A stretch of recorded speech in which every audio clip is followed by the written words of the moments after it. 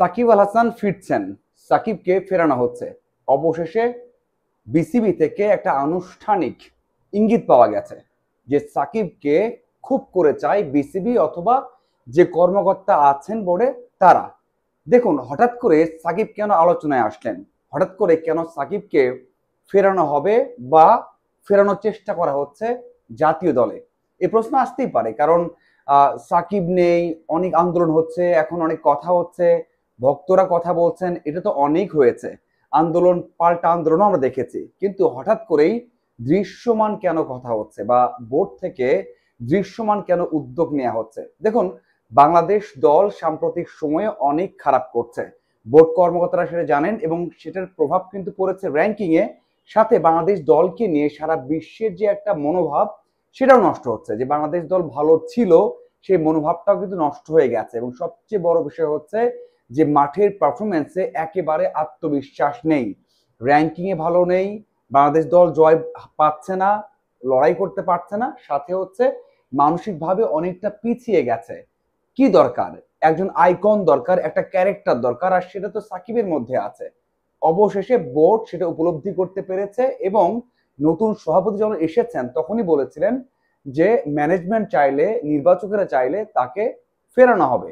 এখন কথা হচ্ছে, শুধু কি দলের প্রয়োজন, শুধু কি ব্যাট বলে সাকিবকে দরকার, নাকি তার মস্তিষ্ক দরকার? অবশ্যই সেই মস্তিষ্ক দরকার, কারণ মাঠে সাকিব আল হাসান আসলে, যেটা অনেকজনের সাথে কথা বলেছেন, আমাদের বেশ কয়েকজন সাংবাদিকের সাথে কথা হয়েছে, সাথে একটা বড় রিপোর্ট হয়েছে। আপনারা সবাই জানেন যে আমাদের শ্রদ্ধেয় বড় ভাই করেছেন, বাবু ভাই, তিনি একটা রিপোর্ট করেছেন জাগো নিউজে যে সাকিবকে ফেরানোর জন্য চেষ্টা করা হচ্ছে এখন। হ্যাঁ, সেখানে অনেকেই বলেছেন যে আহ, সাকিব আল হাসানকে এখন খুব করে দরকার তার সেই নেতৃত্ব, এবং সাকিব আল হাসান মাঠে থাকলে অথবা ড্রেসিং রুমে থাকলে অনেক আত্মবিশ্বাসী হয় দল।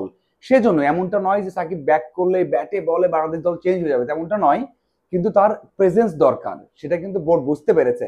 আমি আরো একটা বিষয় যোগ করতে চাই, সেটা হচ্ছে আহ সাকিব আল হাসান থাকলে বাংলাদেশের ব্র্যান্ড ভ্যালুটা অনেক বেড়ে যায়। দেখুন, সবশেষ যে বিষয়টা ঘটেছে, আহ বাংলাদেশ পাকিস্তান ম্যাচ দেখাবে কে, সেটা নিয়েও কথা হয়েছে, বা কেউ দেখাবে না সে প্রশ্ন এসেছে। অবশেষে আমরা দেখেছি যে এটা প্রাইস মূল্য ছিল দেখানোর জন্য, তার থেকে অনেক কম দামে বিক্রি করতে হয়েছে বিসিবি কে। বিসিবি বুঝতে পেরেছে যে আগে কখনোই, যখন সাকিব ছিলেন, কখনোই কিন্তু টিভি রাইটস নিয়ে অথবা কোনো ধরনের স্পন্সর নিয়ে সমস্যা হয়নি।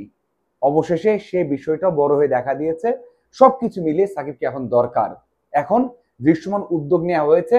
নাজমুল আবেদিন ফাহিম, যিনি কিনা ক্রিকেট অপারেশনস এর চেয়ারম্যান, তিনি সরাসরি সাকিবের সাথে কথা বলবেন এবং তাকে ম্যানেজ করার চেষ্টা করবেন যে দেশে নয়, আপাতত দেশের বাইরে তাকে খেলানোর ব্যবস্থা করা হোক। এবং সাকিব যদি চান তাহলে নেক্সট যে সিরিজটা থাকবে সেখানে সাকিব কিন্তু দেশের বাইরে খেলতে পারবেন, এমন একটা পরিকল্পনা নিয়েই বিসিবি এগিয়ে যাচ্ছে। দেখুন, একটা প্রশ্ন আছে, সাকিব কিন্তু যখন সাউথ আফ্রিকার বিপক্ষে ঘরে মাঠে টেস্ট খেলতে পারলেন না, তখন একটা জায়গায় বলেছিলেন যে শুধুমাত্র দেশের বাইরে খেলতে চান না, দেশেই খেলতে চান।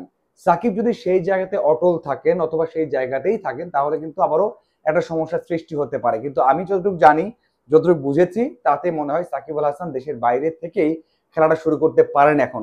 এরপর যখন সিনারিও আর একটু ভালো হবে তখন দেশে আসতে পারবেন। এটা খুবই একটা ভালো দিক যে বোর্ড একটা সিদ্ধান্ত নিয়েছে, বা বোর্ড এটা চিন্তা করছে যে সাকিবকে নেক্সট সিরিজ থেকেই দেশের বাইরে খেলানোর। অবশ্যই যদি এমনটা করা হয়, বাংলাদেশ ক্রিকেটে কিছু জায়গাতে চেঞ্জ তো অবশ্যই আসবে, মাঠের পারফরমেন্সে, ক্রিকেটারদের আত্মবিশ্বাসের সাথে হচ্ছে ওই যে স্পন্সর বা ব্র্যান্ড ভ্যালু, সেটাও বাড়বে। আপনার কি মনে হয়? অবশ্যই কমেন্ট করে জানাবেন। ধন্যবাদ সবাইকে সাথে থাকার জন্য।